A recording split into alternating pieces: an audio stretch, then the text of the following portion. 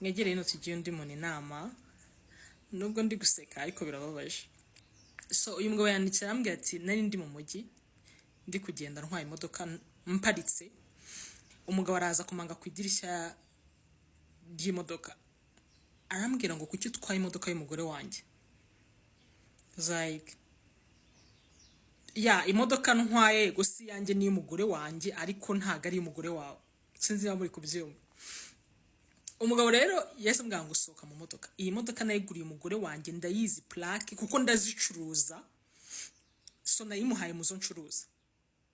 Akamubwira ati oya ntati ntago bishoboka, ati ngwino tugende njye kukwerekana impapuro. Bajya mu modoka ajya kumwereka aho akorera nyine ahacuruza imodoka, bareba ibipapuro arabimwereka. Ageze muri ofisi y'umugabo asanga ifoto ye n'umugore we, arebye uwo mugore asanga nawe n'umugore we. Avuga ati se ni biki biri kujya mbere? Nihuse gato nk'abagabo baricara, kumva ikintu cyabaye.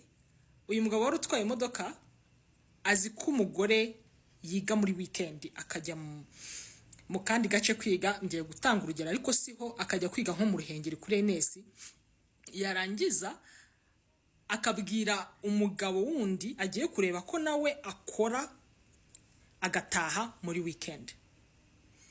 Ibyo bintu amaze imyaka 5, yavuze maze imyaka 5 nubatse mbana n'umugore wanjye ari uko adukina. Ati ubu twembi turabiza ariko ntabwo turabibwira uyu mugore, ati twabuze ahantu tubihera kuko yaradukinnye, ati byananshanze, ati mumugire inama y'ikintu yakora. Arahera hanamubwira ko we n'uyu mugabo bahise bumirwa. Remember to be kind. Thank you for watching. Bye.